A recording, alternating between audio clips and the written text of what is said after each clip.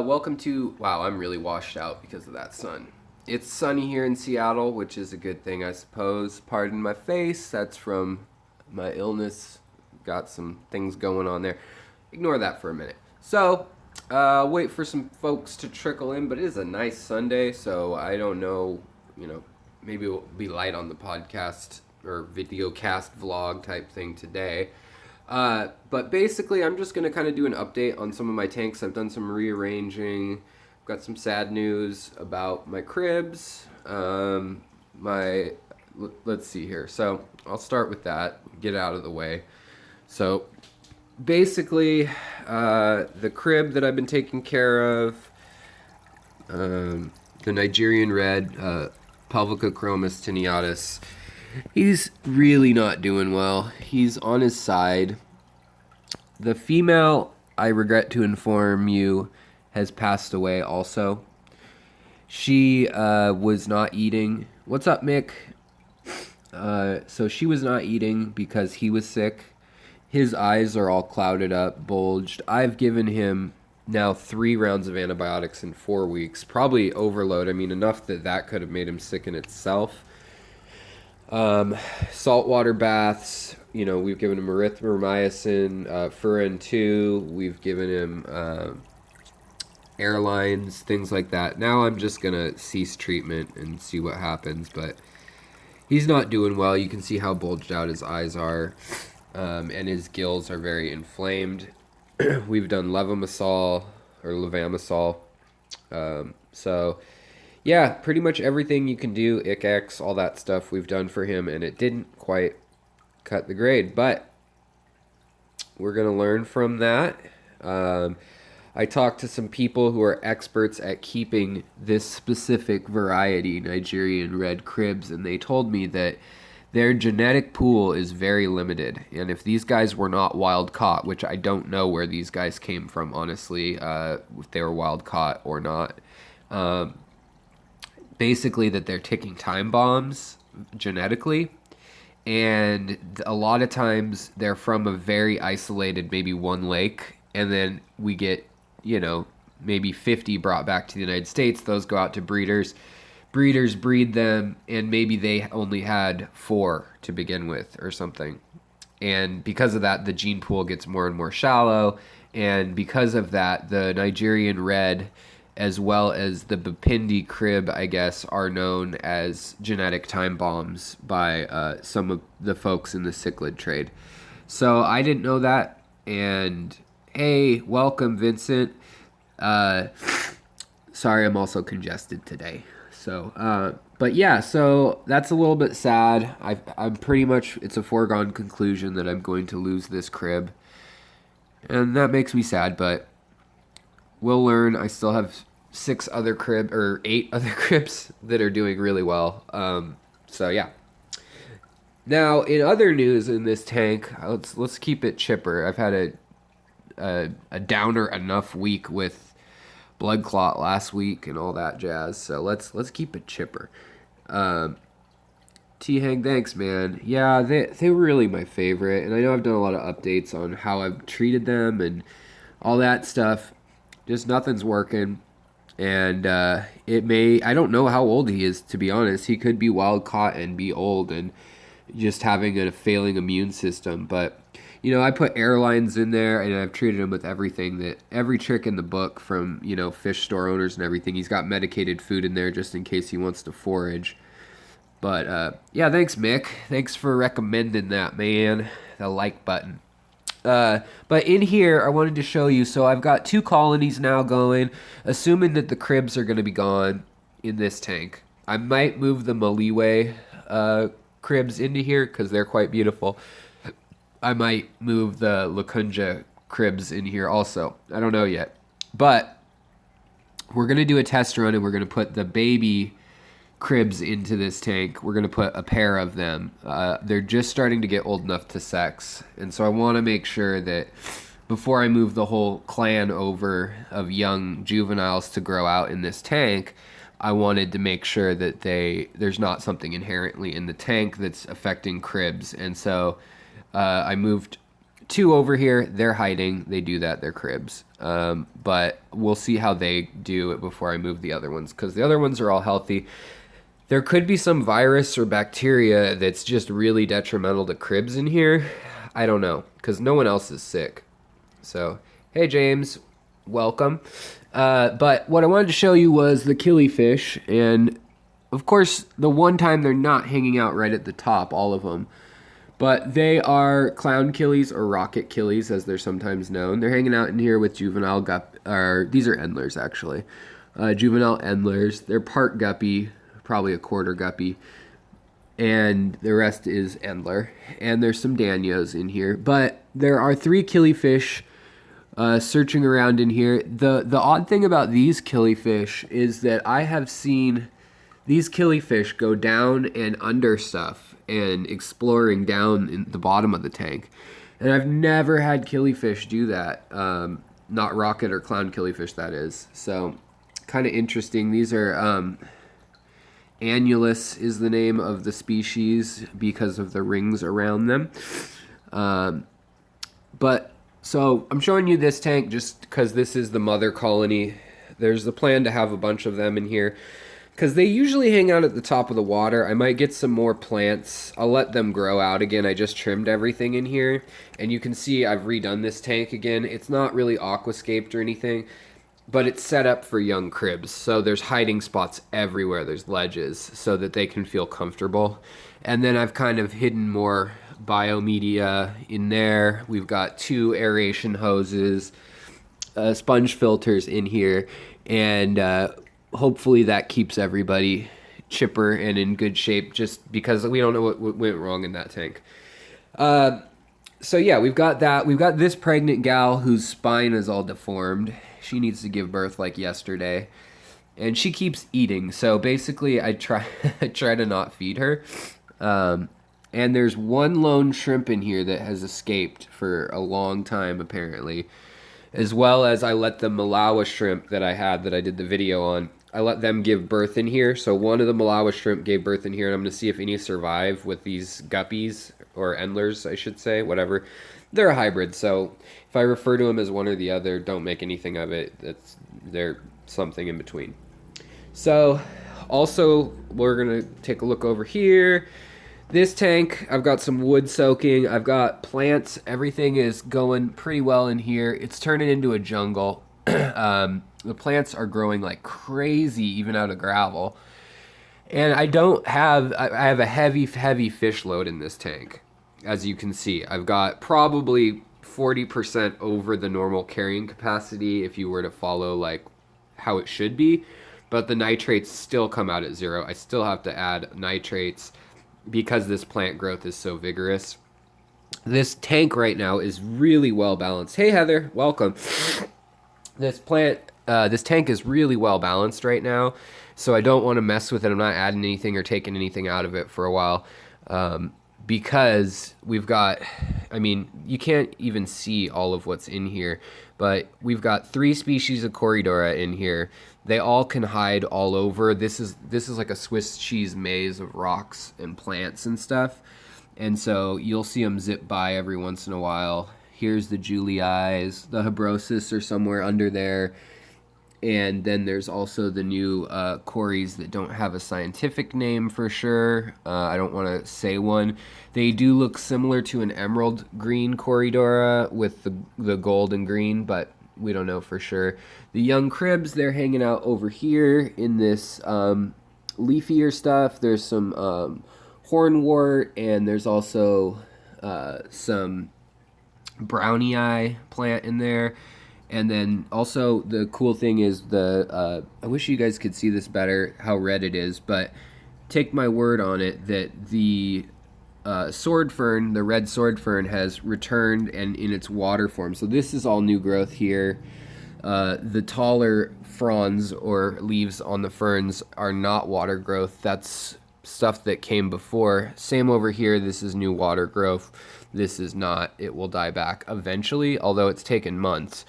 And everything else in here is converted to water form, which is nice. I don't have anything waiting to convert other than those red flame Amazon swords.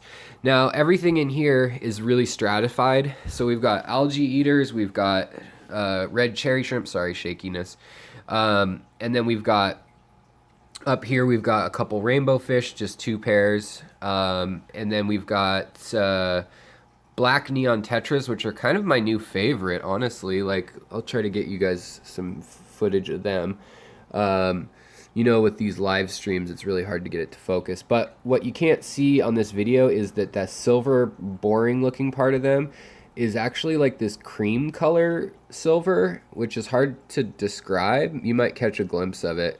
But their bellies have like a cream color to it, even though it's translucent. And the black on them stands out really well. And right above that is a neon white to blue stripe.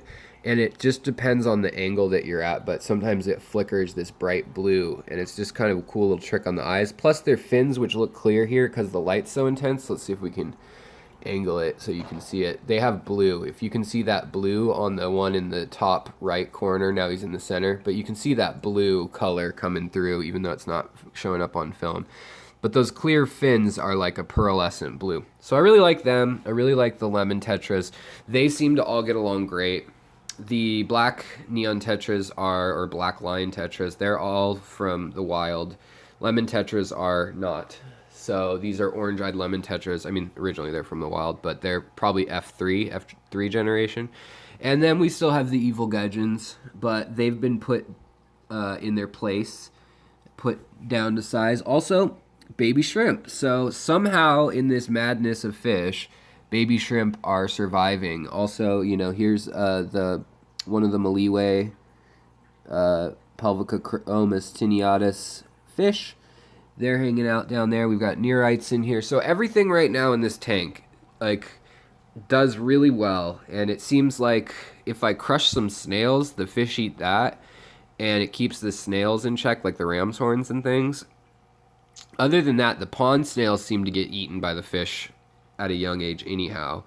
And the catfish are sunbathing over there on the rock, the Hebrosis. So they've really used these ledges well. And so at first I was really frustrated by this tank because it's so tall. And now, like, I've figured out how to kind of stratify it by species. And like the rummy nose tetras, they always stay low. My cherry shrimp keep dropping their eggs. Any tips? What are your water parameters, T-Hang? It could be stress, too. Like, if there's too many fish, some shrimp will drop their eggs. I was going to get to this while you type up the water parameters. So here are my favorite the individuals. I've put them in this new tank. So this is an aquatop with an aqua sky fluval light on it, which can turn all different colors and do all sorts of kind of goofy stuff. In here, I'm going to get some more floating plants from one of the other tanks, probably from the big tank. And yeah, new tank, woo! And in this tank, we've got the killifish, my favorite one, the rocket or clown killies. And we've also got a female in here somewhere. She's probably hiding. But I'm hoping they'll mate. And then we also have my cold dead hands. No, we have my cold shrimp in here that are blue throw-off. So there's like a blue Riley. pH 7.2, TDS 170, no fish, planted with boost. Java fern, moss, plus driftwood and koalawood. I don't know. You could try lowering the pH a little bit. Maybe get some catappa leaves in there. What's your substrate? The other thing could be ammonia. If there's any ammonia, it stresses them out. And like I'm using Brightwell in here, which is a completely non-active substrate in the sense that it doesn't give out fertilizer for plants. It has some minerals. Plain gravel. Okay. Well, T-Hang, I think maybe try turning your temperature up a little bit. I don't know what you're keeping them at, but they can go up to 80 easily. And so if you slowly turn it up, that will increase their metabolic cycle. And you might want to try that. You might want to give them food that's better fortified with calcium and other minerals if that is something you're not doing. But if you're already doing that, sometimes it can be the tank layout too. They need more places to hide. Like this tank is not laid out right now well for shrimp. Flip Aquatics is the reason I have this tank. So this tank will have Caridina in it. I'm putting killifish in here for like a week while I'm waiting for him to ship me the Caridina species. The pH in this tank, there's the female by the way, is extremely low, and she's very egg laden at the moment. So she's ready to scatter. And they'll lay, anywhere from 50 to 200 eggs potentially, probably in this moss wrapped around a stick. And the shrimp may eat their eggs, but there's only 3 shrimp in this whole tank right now. So when I pull them out and put them back with the other colony, the hope is that somewhere in this already cycled media that they'll either use that or the plants in here or the wood to lay their egg clusters on, maybe even the glass. But yeah, so my hope is to raise some of these little killies just for fun in the meantime. But that's the deal with this. T-Hang, I hope that your shrimp start keeping their eggs. I had mine doing that for a while too. Sometimes young shrimp are not good at holding their eggs. So that's another, without knowing your circumstances, that's another possibility, is just that they're inexperienced mothers that are young and they have too many eggs and they can't juggle them. Make sure your oxygen rate is high enough, like that you've got a good aeration in the tank too. A little bit of moving water helps, because they are constantly juggling their eggs. Yeah, try also, cover the sides. That's a good idea. Less distraction. And also noise. I've noticed that if you have a really noisy house and you're stomping around, it stresses fish out sometimes, and shrimp. So that plays a role. But you can see this male is showing to mate. So that's kind of cool that we're catching that right now. And he's zipping around like a rocket. You see his afterburners going. But he is perfectly finned out, as they do, for mating. So that's kind of, their crystal blue eye on the males is awesome. Now the female, she's either playing hard to get or literally doesn't want anything to do with him. The world may never know, because we do not speak Killy. I've always wanted those ever since I was a kid, says Catfish Cave, and we're talking a long time ago. Now that I'm finally starting a fish room, maybe my dream will come true. Keep them, dude. They're awesome. Or dudette, I guess I don't know if you're a guy or a girl, but I'm assuming you're a dude. I have 4 pregnant guppies, should pop now. No questions, just letting y'all know. That's awesome, dude. Congrats. That's a great fish. I mean, I've kept fish for... Here's the female. Here's where she ran off to. She's got more of a turquoise eye. It's got some yellow to it. And her banding isn't quite as white. And then her tail doesn't have any color other than a muted yellow right in the center, compared to the male, who is like all ready to go right now looking for her, and she's going to sneak away probably. So hopefully they'll reproduce. Oh, you can see what a nice day it is outside reflecting. So, in any case, welcome to the feed if you're just joining us. I've got another little project going on here, which is I took my old filters, like filter media that was really dirty, and I filled the tank, or this bowl, with water. And then I put these starts from plants that were dying, and I'm actually going to fill them up with water. Now, I'll keep focused on the plants. I know this is boring for a sec, but everybody gets dizzy when I walk around during the live stream. So let's focus on the plants. But I've just been keeping this old filter medium in with the plants. Here's my control jar that's in daylight, and I've grown this before. It's an immersed plant rather than a submerged plant, and I know that. But my whole experiment was to see if we could get new growth using all the ammonia and nitrates and algae and bacteria that is in filter medium. And yeah, we do. The filter media works great if you want to just do a kind of hydroponic little plant thing. I can give these guys some sunlight, perhaps, and they'll probably do even better. These guys have been in the shade. It is a shade-loving plant, but we'll give them some light. I'll leave them here on the table. And yeah, so the other thing we got going on, we had a Danio die in here last night, which is a bummer, but there's a lot of fish in here. We had a Danio die. I looked at it really closely, and it had a little red spot on its side. That's all I could find. What's up, VW Vance? So I had a little guy with a red spot on his side. He was the only glow light Danio in here, and he passed away. So I don't know what the heck happened. Also, I can tell you that the CO2 being on in this tank causes the algae to grow within 2 or 3 days. So the Nearite snails had totally cleared out all the algae. I also put a new T5 bulb. You can see the reflection is a full spectrum light. See the rainbow? Whereas down here we've got LEDs on everything else. These are the Lokundje Kribs, by the way. And here is the female. She's quite beautiful.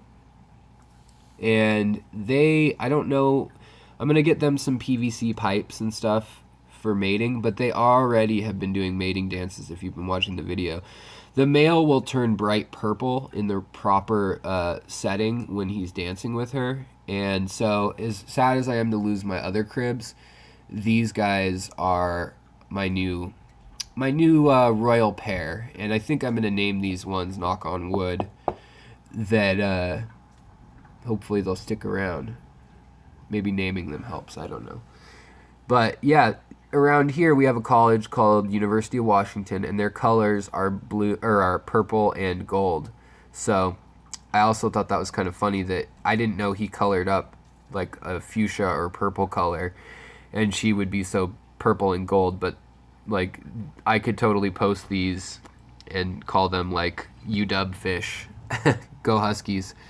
I didn't go to that school, but almost did. I grew up around it. Also, in this tank, we just have some young Endler fry, about 3 months old. These guys are taking forever to grow, and I know they're Endlers, and so they'll stay smaller. I can sex them at this point. That one has a gravid spot that just came into focus. Some of them are starting to show their patterns, and so you know those ones are going to be the males. Like that guy, you can see his tail right now coming into focus. And these are the ones I want to give out to folks. Also, if you want to pay shipping, I'll start a list of people who are down to pay shipping and just want a pair of these. And then I can try to ship those out, just like no cost for the fish, but just for the shipping.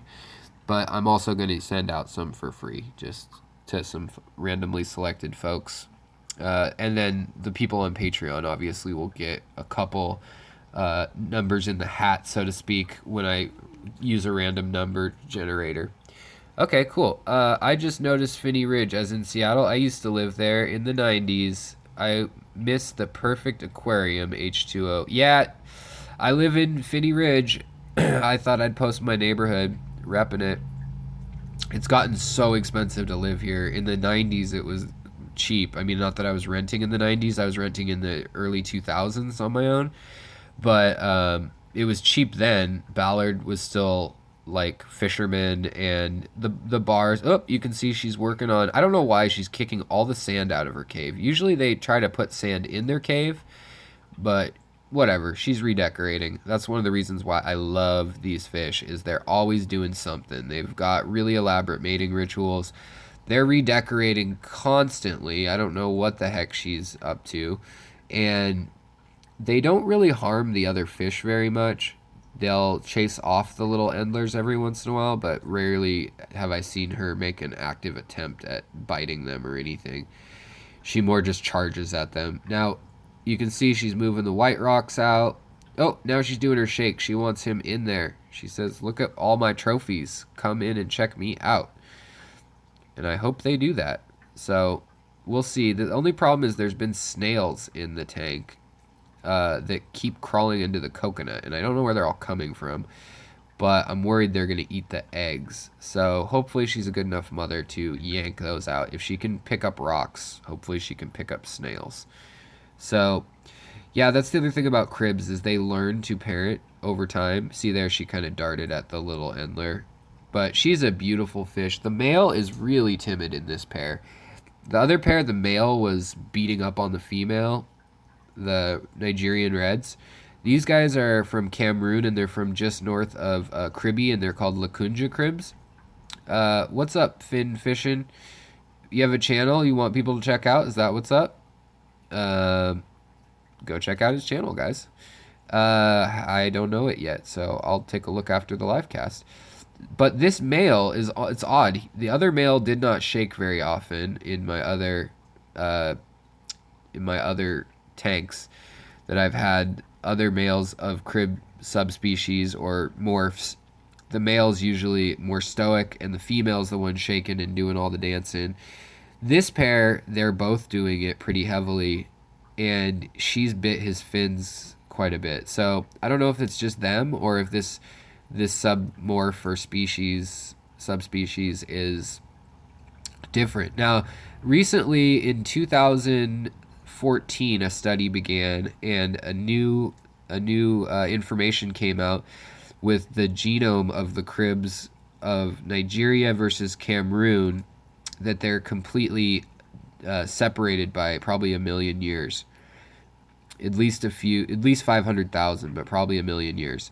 And so they've retained a lot of the same species traits, but they actually they're considering them now different species. So that's why there's been a renaming. These are no longer Pelvicachromis Tenaetius, as a lot of people know them, and then their location. They will probably be called banded cribs, and then Lokundje would be the location for these. Now, these ones live closest to the saltwater of all of the cribs, with the Bipindis being next, and they live in an isolated area that is below waterfall. Or above waterfall, I'm sorry. So it's the last waterfall on the way out to sea, and that makes them isolated from everybody else because nobody can make it back up the falls that gets out of there. So it stays a specific gene pool, and Bipindis are from another part. I'll do a video on the geography of cribs soon, I think, because I've been doing a lot of research on them.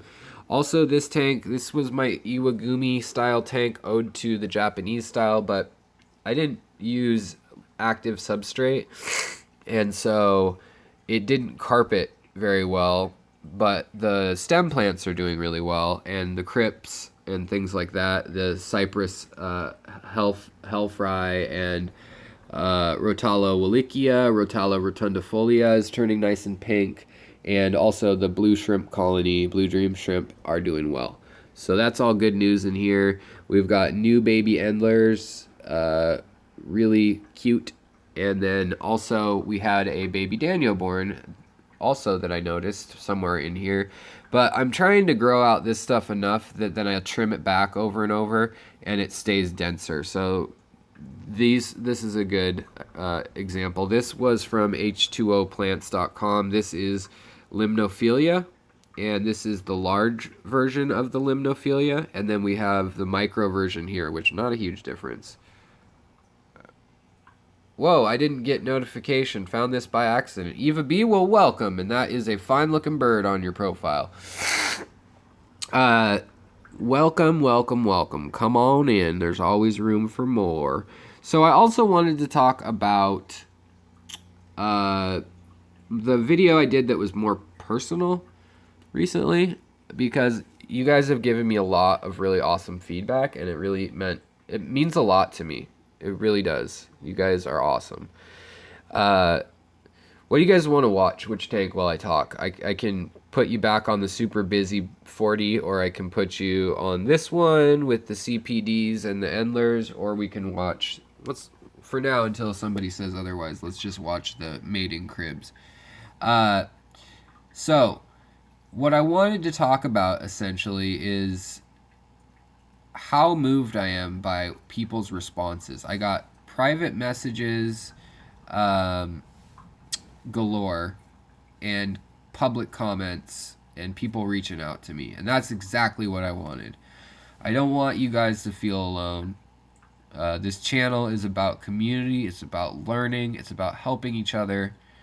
And, you know, I'll try not to make it divisive by talking politics or religion or any of that kind of stuff necessarily, unless y'all ask for it. But basically, everyone's welcome here. And as long as you're being nice, playing nice, you're welcome here. And I want you to feel a part of this chat area. And I want you guys to feel like you can talk.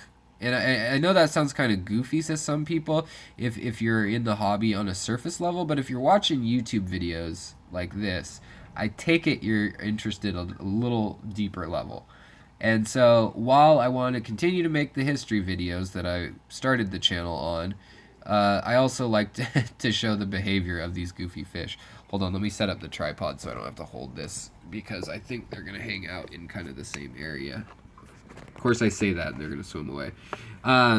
But yeah, so basically, I have chronic pain. I have chronic illness from lupus, and then also I have 3 herniated discs. I have anxiety and depression off and on my whole life. Fish as a child were a way to treat kind of my OCD anxiety when I was very young, and fish really calmed me down. They thought maybe I was somewhere on like the Asperger autism scale or something along those lines.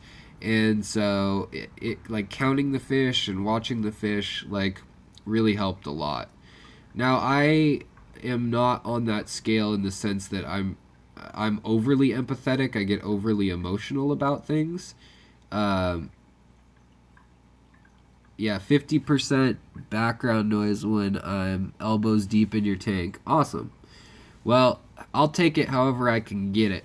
But yeah, so basically I started off raising guppies. I mean, I had goldfish at like 5 years old, but I started off raising guppies at like age 8. And then from there I went on to like selectively breeding by like 12 or so and selling them to local stores, things like that. So that's how I kind of got into it, was as an anti-anxiety, anti-stress type thing. But later in life, I got into it again. I had a lot of pain. I was basically a pothead. I was smoking pot every day and drinking a lot to kind of cover up the pain, anxiety, all that sort of thing. I don't have anything against you guys. Like, all my friends pretty much smoke pot. I look like I smoke pot. I don't anymore, though. And I don't drink anymore. And the fish are definitely something soothing and something that's like always got something new, but it's reliable. So, yeah, I use them as a form of kind of meditation and something that relies on me. Obviously, my wife relies on me and my family too. But this is like a daily check-in type thing, and I like to take care of them as I work from home frequently doing graphic work and fine art work. They are kind of my backup feeling needed crew. Now, they are heavily remodeling their tank with all this sand. I don't know what the heck they're doing, by the way. Just another thing where I'm like trying to figure out what's going on. I don't know why they're moving all the black sand they can into there. They've moved the tan sand over here, or white sand, and then they've left the dark substrate over there. But they're working hard. She's clearing out another ledge over there. So, I don't know. I love watching these guys. Guppies are my favorite now. I'm trying to raise neon tetras. Spring cleaning, yeah, that is probably what they're doing. Well, they're getting frisky too.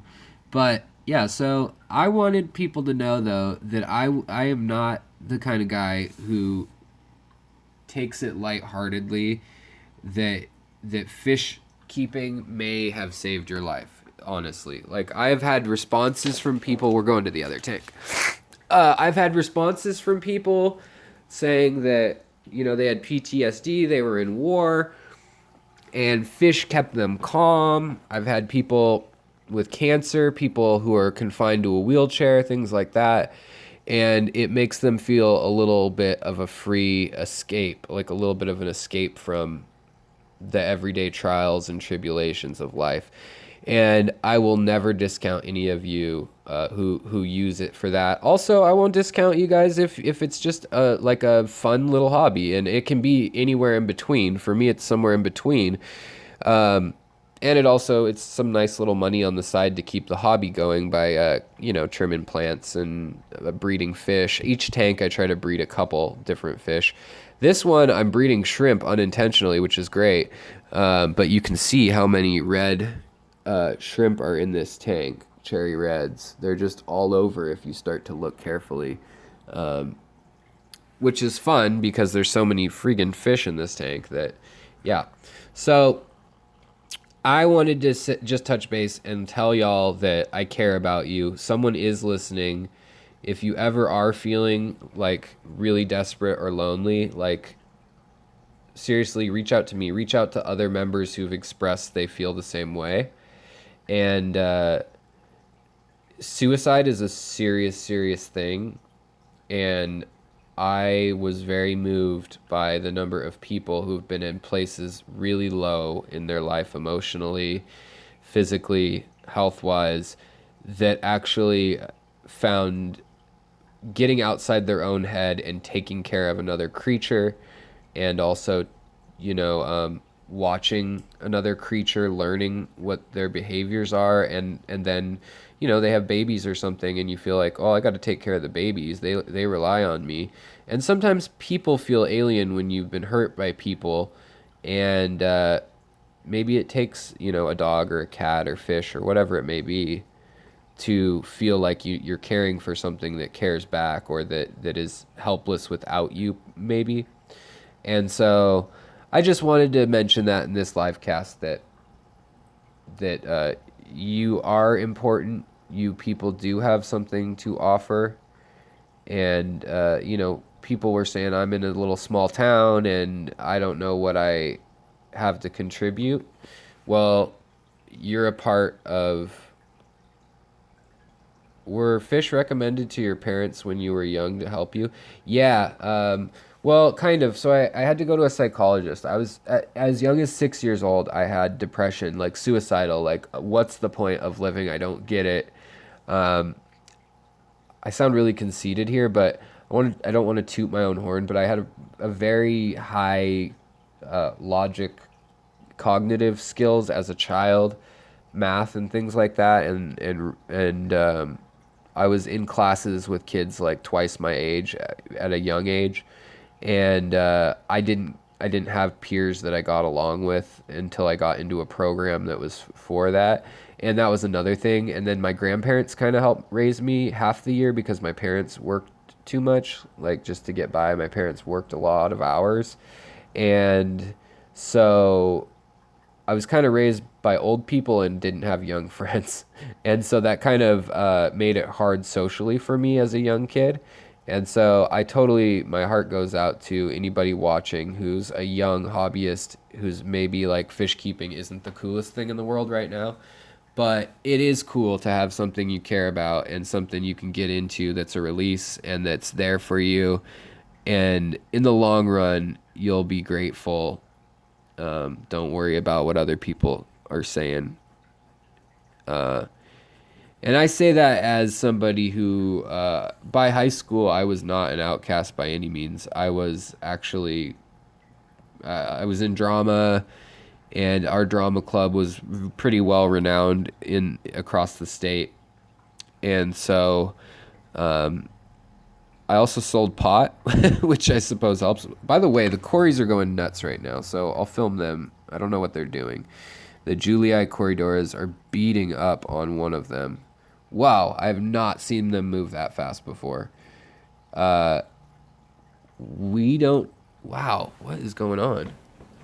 See, always something new. I've kept these fish for, 6 years? And they just hide most of the day or sunbathe. And right now they are going nuts over something. I don't know if it's a spawning female. or what the deal is, but they are going nuts. So I'll try to film them while I keep talking. I think they're really beautiful corridors, by the way. So yeah, that's what it is. You see that T formation, that headbutting of her stomach? So that female on the far left, she's the female, and the male is hitting her in the stomach with his head. So that's the alpha male and female. It seems to have sorted it out. These other two now, it looks like they've broken up the fight, but if they come back into the territory, so they're probably going to spawn back in that corner is what's going to happen now, it looks like. And that's probably what we're going to witness right here, is she'll lay some eggs, and it'll be a little teeny imperceptible cloud, and then he'll do his little imperceptible cloud, and they'll stick in the bramble of brush back there. So, all right, well, is there anything else you guys have questions about that I can try to help you with or figure out? This Cory looks pooped, looks tired, hanging out at a funky angle. But yeah, so I just wanted to have that little serious chat, especially for those of you who watch this later too. Let's see, why I don't understand is my husband committed suicide 4 years ago. How could I not know, being with someone 25 years, why I couldn't tell something was wrong? I'm so sorry, Eva. Or Ava. That is so hard. I've lost several friends to overdoses and suicides and combinations of the two. Of my high school friends, we were kind of wild, and we got into trouble. We were kind of the risk taker kids, which was a complete turnaround from my cautious, depressed self. I got to a point where I got nihilistic, where I just didn't care about anything, and I got caught up with some kids who just did whatever. What's up, GH Aquatics? Welcome. We're getting a little serious here, talking suicide a bit. And a lot of people would shy away from that, especially on like a fish channel, but let's talk about that a little bit. Sometimes you don't know how lonely someone is, even when they're surrounded by people who love them. It could be a chemical imbalance in their head. Maybe they need medication. I mean, that depends on your take on what the appropriate course of action is for you or your family member. So how can you tell if someone is going to do that? Honestly, I don't know that there's a good answer, Eva, or Ava. Eva? So, I've been there before, though. I've been in those dark places. And, yeah, I have, by the way, yeah, it's okay. Some people hide it very, yeah, I get very depressed. It's a chemical thing for me, and now I've learned, when I was younger, I would get suicidal, and I'd go out and I'd drink like a whole fifth of alcohol, and then I'd take drugs, and I'd go party, and we'd go cliff diving in the middle of the night, or we'd go driving our cars really fast, or just really reckless, stupid stuff. And that was how I expressed it, was lashing out. The other extreme that's very common is someone staying in their routine, and their routine being very introverted and not showing a big interest in much. Now, if somebody commits suicide, I'm not a health professional, so I have to give that disclaimer, but if somebody commits suicide totally out of the blue and they were outgoing and whatnot, it could be the situation like where I was, where it felt like it was all a game that you were having to keep up with socially to get people to like you. And that ends up getting tiring. And for me, it was drinking. Like, I was this outgoing hyper dude when I drank, and when I got home, I felt incredibly lonely, especially when I wasn't with a significant other. For 4 years, I didn't date anyone by choice because I was sad about girl that I had been engaged to. Um, and I know I'm divulging a lot, and this is a fish channel, but we're talking serious subjects here, and I want to address the questions. So the that's one way. There's also just the chemical imbalance. If someone is manic, or if they're having a schizophrenic episode or something like that, it can honestly be serotonin, dopamine, your neurotransmitters that are just going haywire, and they just feel like there's no tomorrow, and it needs to end, and there's nothing you can do about that kind of thing. That's when people quote snap. Um, that's the stuff you really can't see coming. Now, most depressed people will either lash out and be doing some sort of self-harm, and that could just be playing video games 15 hours a day and skipping work or whatever it may be. Like they're not fulfilling the obligations they need to because they want to. And this isn't just people who are depressed or suicidal, but it could be a sign, is when they're skipping doing the things they're supposed to, and they just do the things that they want to, or they find no interest in those things anymore. That's when it's critically dangerous. When they start giving up hobbies or passions, that's when you want to take your loved ones and check in and watch them carefully. But for me, I know that the only thing that stopped me was I was worried how badly it would hurt my family. And so that was the only thing that stopped me at a young point in my teenage years and early 20s. And I lived a lifestyle where I would do anything outlandish, you know. Um, and I was still in college. I was still meeting my obligations and things like that, but I was living a hollow existence, in the sense that I had friends that I made in that period that I loved dearly, but they may not be people that I would have made friends with today. And, the last 4 years I've spent getting out of that. I've been sober for 9 years now. 9 years, yeah, since I turned 21. Ironically, I drank from, I don't know, 13 or 14 onward. But fish have been an awesome part of that off and on. I've had times where I can't have fish, and that's when I watch other people's videos. And I used to watch when it was a thing where they just had webcams and you could watch fish. You could just watch a channel of just someone else's fish tank. And so there's that, but I've always had a betta or something like that. Yeah, and like I said, I have nothing against you guys if you drink, if you guys smoke weed, whatever. I live in Washington, weed's legal. I used to sell weed, I smoked weed, whatever. Um, I've smoked weed a couple times in the last 9 years, but other than that, I don't take any medication that's not prescribed for my lupus or something like that.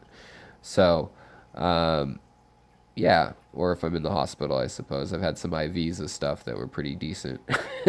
But when I was younger, I tried everything. I was pretty wild.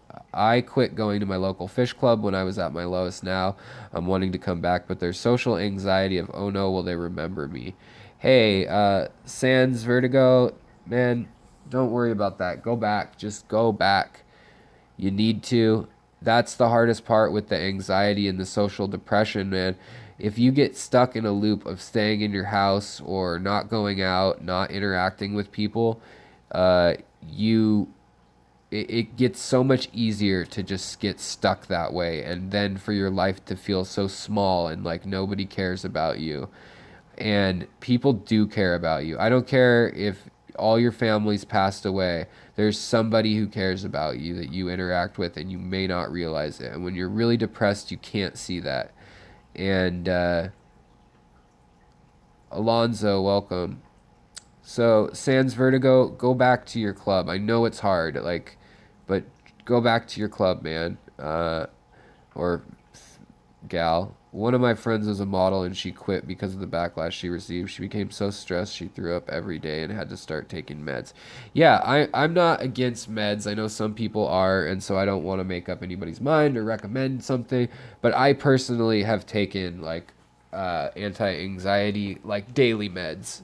I've also taken short-term like Xanax and stuff for flying, but that stuff gets pretty addictive and then stops working. So I definitely warn people that I've been up and down that ridge, luckily under control of a doctor, but I've seen where that can go, and it just stopped working, and then I was worse off than before.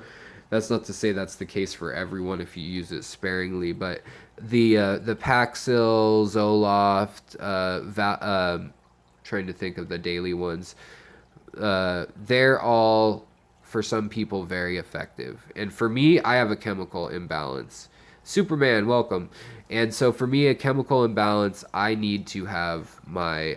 It's partially because of my chronic pain. It just drains. Also, inflammation in my thyroid and stuff. It causes adrenaline to build up, and then it causes me to have a fight or flight reaction frequently.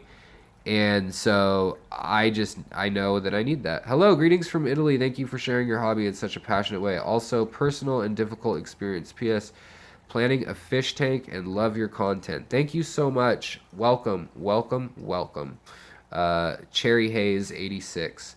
What are your opinions on people that say depression is fake? I know some people say that and they don't listen to tell them. Okay. Well, those people can go shove it, because there are people who are acting out. Hey guys, who are acting out, and hey Superman, we can talk about your tank in the comments too. I'm happy to talk about it in a sec here too. Let me finish this. Also, I didn't forget. My website is www.somaink, SOMAINK, ink like writing, designs with an S at the end.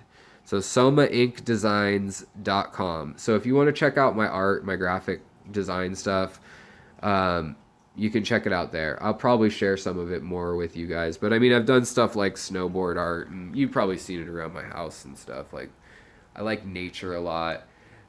Here's kind of a quick funny story. So these paintings I was going to put plants, ferns over this, and like they were going to be the background canvas, and somebody offered me $500 for one of them. So I started this series of just like green swirls, and that sold better than all my other really time consuming detailed animal series and botanical series and stuff like that.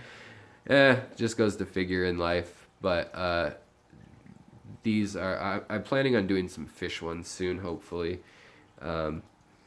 But yeah, so let's flip this around so you can see me. Sorry, whoa, my hair is all crazy. This flop top probably needs to go. My wife hates it. So, yeah, so let's see, where are we at with the questions? Do you have any tips for shrimp?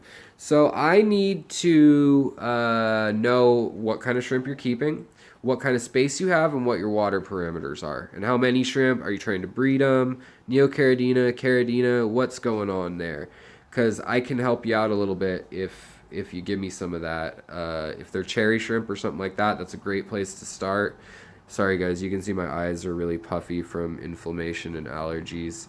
You know, at first when I started this channel, I talked without showing my face as much, because I was afraid that everyone would think I'm a tweaker or something from my inflammation and my skin issues and stuff. But it's been therapeutic to just get it out there. Like, this is me, and you guys are you, and you should come here and feel like you can be you and not be judged. You know, maybe I'm a little overweight, maybe I'm, should do things differently, but this is me. And I want to share that with you guys. This is a video diary as well as an informational channel. Now, let's answer some questions. Between Bucephalandra and Anubias, what are your favorite plants? I like Bus because One, it's named after Alexander the Great's horse. And Alexander the Great is one of my namesakes in the sense that I'm Scottish predominantly. And I'm like 50% Scottish. And my grandfather's name was Alexander. Ironically, the Romans conquered most of Europe, but not Scotland, not northern Scotland in the Picts. And my family's Pictish Scottish, which is the far north ethnic group, kind of like Wales is the far south. And they were never conquered by the Vikings or the Romans. And so the namesake Alexander is hilarious to me, that my family thought that was appropriate when basically the Romans came and tried to beat us up, and that's where the name Alexander came from the Greek to the Romans to the English. So it's been in the UK for years and years and years, and my grandfather was, I'm Clan Williamson, so yeah, and my family's still over there. My grandfather was born in Scotland, so I still have family over there in northern Scotland. Enough about me. So the thing about, but in any case, Bus Philandro is the name of the horse Alexander the Great rode. And they cost a lot of money. Let me show you a couple boosts that I have. I really like this one. It's kind of like a bronzy green. Sometimes they look a little slimy and they have to dye back and stuff like that. But I do like boosts a lot. Yeah, Alonzo Zacharias, let me know, what kind of shrimp do you have? What kind of tank do you have? And what are your goals? You want to breed them? You want them to be healthy? Or are you just looking to get into it? Because I can't help you without a little more info, because that's such a big topic. But we'll go over it real quick. So breeding shrimp, you're going to want to give them I've been wanting to tell you for more than a while, use your Instagram more. It's a very good tool. Okay. Yeah. Thanks, man. I will use my Instagram more. It's one of those things. Boiling almond leaves, mango leaves, great for your shrimp. My Instagram channel, I just kind of started. I'm just getting with this. This channel really started in January. It started in December, but there was like no one following. So it's still a really new channel. I'm still learning the whole YouTube thing. Plus, the having the job and the life and all that, and some medical issues that have been going on. Got more boosts in here. I like boosts in that it's interesting. My favorite is actually crypts. I've got a boatload of crypts in here. And I like them for shrimp because you can see maybe there's shrimp all over in here. There's baby shrimp in here with fish that will eat baby shrimp. And they're able to lay eggs in this setup, which is mostly stone, not moss, and enough crypts that are low growing, and a few choice other plants, and you can still keep baby shrimp alive. Okay, sorry, Betsy. I wonder if your connection's slower. For me, it's like crystal clear, so let me know. Thank you. But Hygrophila augustifolia. Yeah, that's a good one. I like... Right now, I'm really digging on this this Vietnam rotundifolia, Rotala rotundifolia pink Vietnam. It's pretty cool. So, also we've got some Wallachia here that's not doing tip-top shape. It's kind of whittled away a little bit. But this is like the crypt forest right here, the cryptocorn forest. And then scanning through here, this is actually back in here. It's important for shrimp to have ledges to hide. The better thing to do is to have pebbles. Like pebbles, small and big enough that shrimp can fit in between them, because pregnant shrimp, while they're carrying their eggs on their belly, they will want to hide. And so the mama shrimp will hide under ledges and things and come out just for food. If that, when she's ready to give birth, she won't even do that. So let's pan down to here. This was the shrimp nursery, but I changed it to the Maliwe tank recently. So basically in this tank, I had big rocks set up like this with overhangs. We had kola wood, then also Swassertong. We had a whole bunch of that. There's a video on my channel if you want to know the history of that. It's kind of an interesting one, and it's also very odd. It's one cell wall thick, yet it can form these dense folded things. I'm from India, and hygrophil is a native plant. Near the house, there's a forest of it growing. It's relaxing to go there. Man, I am jealous, buddy. 002. I like your picture, by the way. I like the Hygrophilia compact.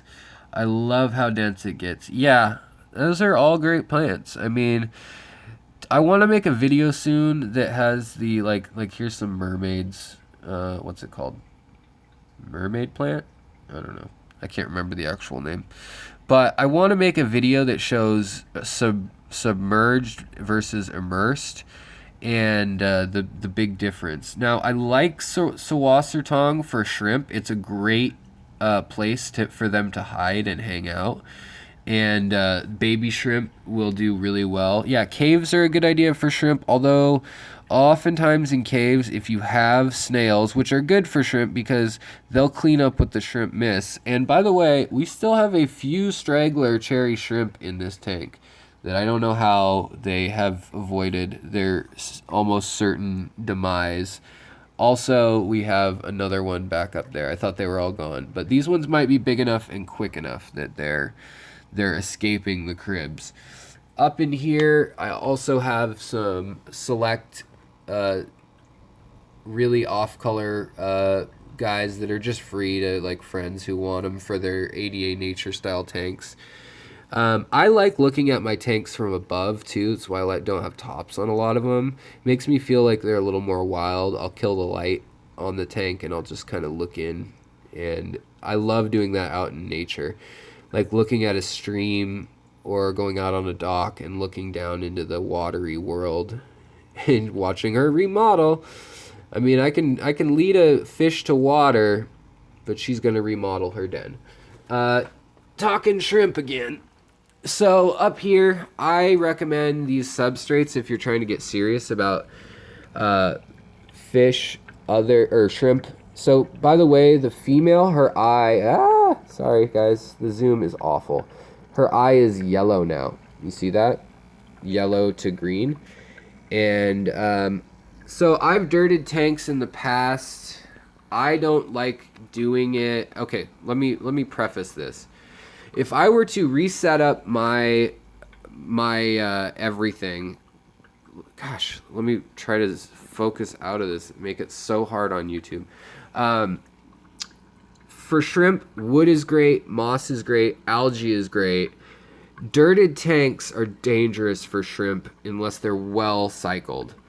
So what I always do, like this tank is brand new, so it's RO water, essentially, it's rainwater. And then, which had a TDS of 2, and then it's tap water, and then it's also probably 30% water from an existing tank, and then the sponge filter as well as this other filter over here have been cycled. So as well as the plants and everything have all been cycled. So hopefully in a 6-gallon that will cycle everything up.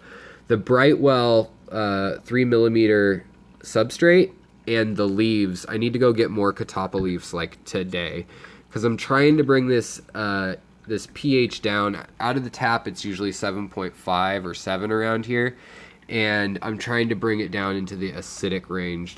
Dirted tanks are great for like if you want to grow plants and cycle them, because the ammonia is really intense at first, and so you really need to be patient and wait like a month or two when you do that. The other downside that I hate is when I change water in dirted tanks or like aqua soil tanks. Like all the aquascape tanks that aren't sand or inert substrates like these.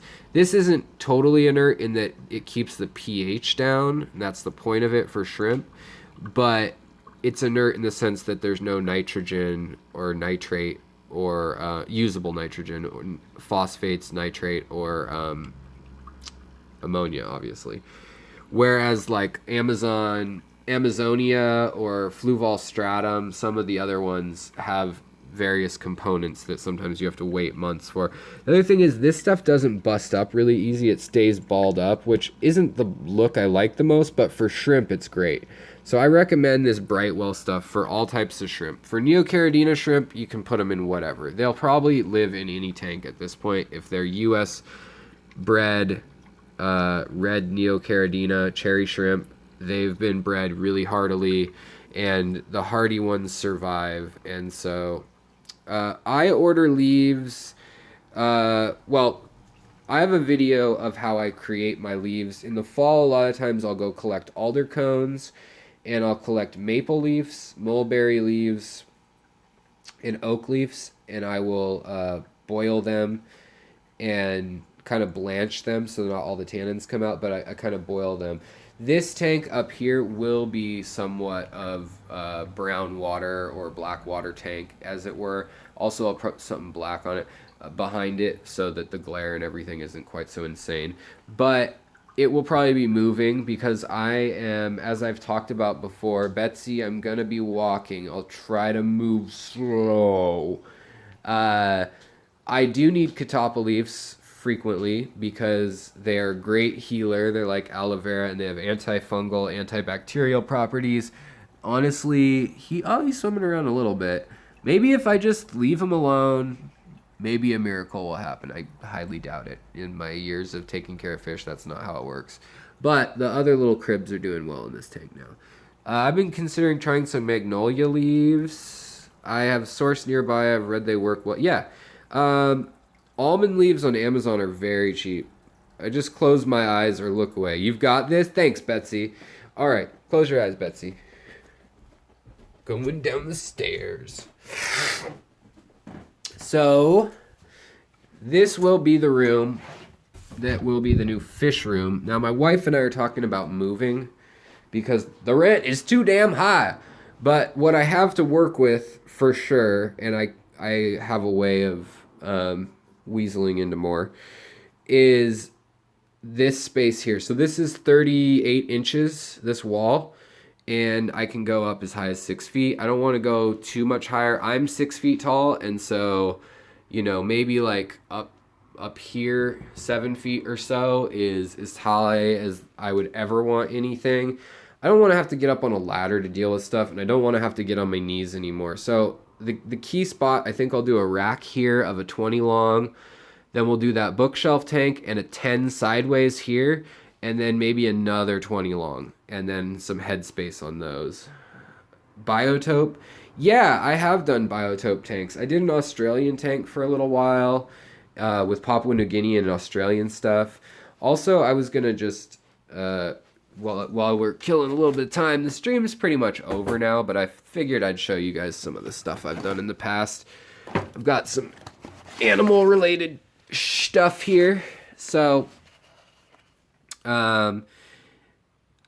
banana leaves from a field that I'm sure they don't spray. Yeah, if you live in Florida, I mean, have at it. Like, go wild. But whoever was visiting from Italy, I don't know, have you been to Cinque Terre region? This is there. Also, outside Firenze. Let's see. Okavango Delta, Africa, last white rhino just died. Sad.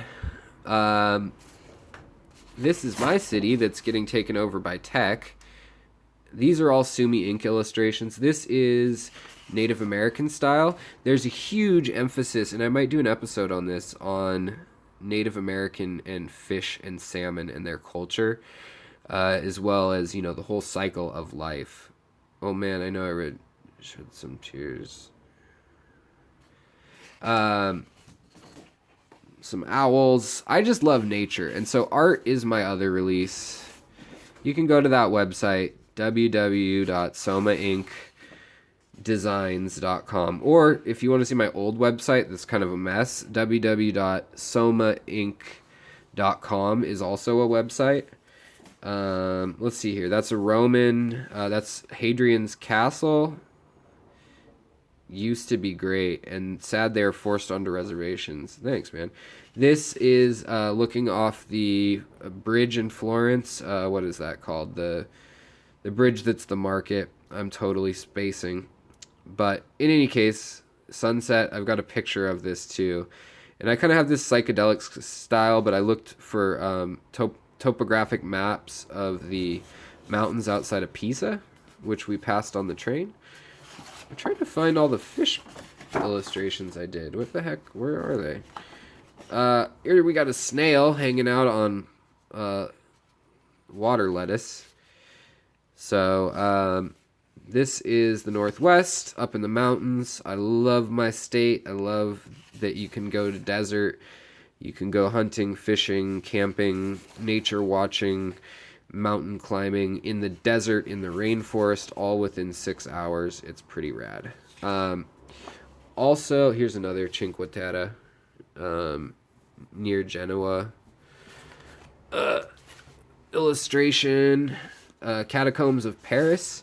So I'd love to do some traveling and get some more botanical illustrations. This is what the hood of my old car used to look like. So here's the first half. Let's see if we can find the second half.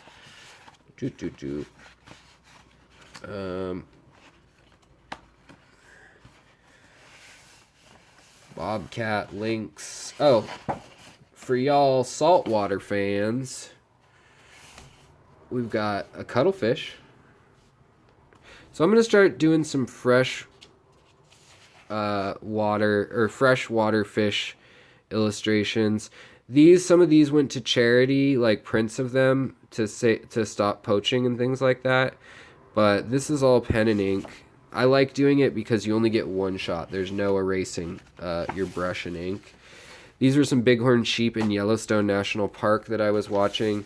This is the Forum in Rome when I went there to study some art and architecture. This is just my wife loves dragonflies, so yeah. I'm trying to find. Oh yeah, here's another really kind of trippy one with a grizzly bear in the North Cascades eating salmon up in the Fraser River Valley up in Canada. Another one, organic Seattle. I call this one.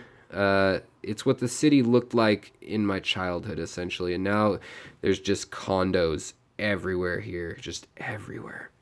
But change is inevitable. What else was I gonna... I was looking for I used to do a lot of graffiti, too. That's part of that whole, like... And there's my old Soma. It's hard to read, probably. But yeah, it's part of my art history and how I learned to do murals, so... Ta-da! But yeah, then I also do more specific anatomical art. I like really vivid colors. That's a pit bull skull there. I've got woodcuts too of giraffes and things like that. All that's on my art website, or on my somainc.com. This was my first book published.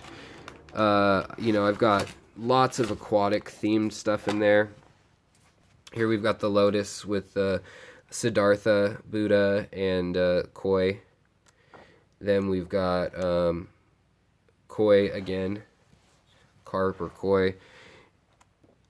I used to tattoo, so that's part of it. This is an octopus cooking. This is all a coloring book that I created. Cats again. Your art is lovely, and it could be nice as a tattoo. If you like nature and plants, go to Slovenia. I have been wanting to go to Slovenia and Croatia and Georgia and Turkey and the Balkans for so long. Man, I would love to go there. This is my cat. I have a half ocelot cat. He doesn't live in this apartment anymore. This is another picture of him. His name is Bodhi, and he is... this was actually when I was really depressed in college, Those are brain neurons there with dopamine signals. And that's a train that I was contemplating how fast it was going, and I'll let you imagine, but that was a self-portrait that I put in there that most people don't understand. And then here is Ganesh, the guardian of change and protector in Hindu faith, and he's balancing on death's head with tiger lilies, which are life, but also Shiva has something to do with that and destroying. This was a tattoo design that I did for a female who had beaten breast cancer, and this one over the scars. We got another octopus. This one's ripping the tops off the mountains here in the Pacific Northwest and making lava spill out, and also cracking the sky, stealing the moon from the sky, if you can see that. Tigers fighting. This was when my aunt was dying from cancer. She passed away 5 years ago, but it's two tigers fighting, and it's like blood cell versus cancer. I've had a lot of loss in my life, but I just thought I'd share some of this with you guys. It's a little explicit. I'd probably get in trouble on YouTube for that one.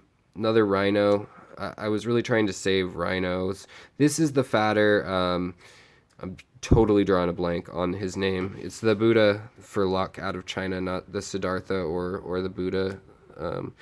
This is two cuttlefish mating in space with sound waves and radio waves. Kind of weird.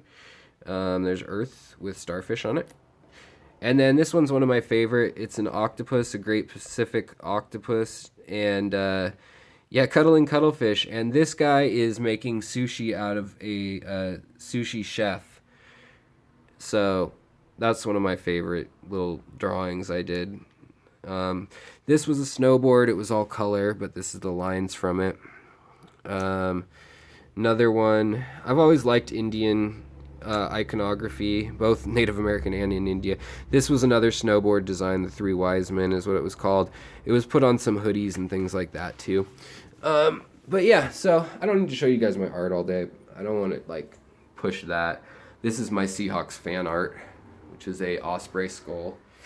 Hold on, let me move this. And then for you Star Wars fans, I know there's someone on here that's a Star Wars fan. We had a Walking Dead and Star Wars art show that I was a part of, and so I did a zombie Boba Fett and a zombie walk Wicket as if he were a living dead zombie. And some people think that's awesome, and some people think that's terrifying. I'll let you choose. Well, this is a Corsican ram skull here from the island of Corsica. Oh, poor Wicket, indeed. But yeah, so this is the room. It's our guest bedroom, our kind of junk room right now. We've got like an air conditioner and an old printer and a bunch of art and tools and stuff in here and a TV that doesn't work. But I can use this for the fish tanks. It's just, I got to figure out where to put them. If I want to be get real gutsy, I could put them all on this wall.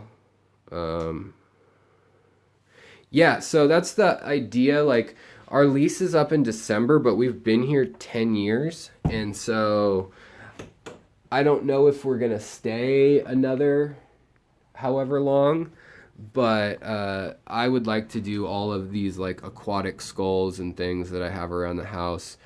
Also the dogs and stuff that I've drawn. I'd like to do that. Also, I'm obsessed with maps, by the way. So these two are woodcuts. This is a woodcut up here. This is a woodcut of Seattle here. And I actually cut a tendon in my hand doing this one. I slipped and had to recarve it into wood. But that's all stuff I've sold in the past on my website. I've kind of slowed down, but if you're interested in something, you can always hit me up. And I'll post to Instagram if I do anything fish related that's new. I'm losing you guys. I guess my battery's done. Alright guys, well, I guess I gotta log off. My battery's dying in the internet. Let me know. I've been through it and I don't want anybody else feeling alone. And I'm sure there's other people that we can build a support group here if that's the case. So a lot of us have chronic pain and disease and loneliness or depression, anxiety, whatever it may be.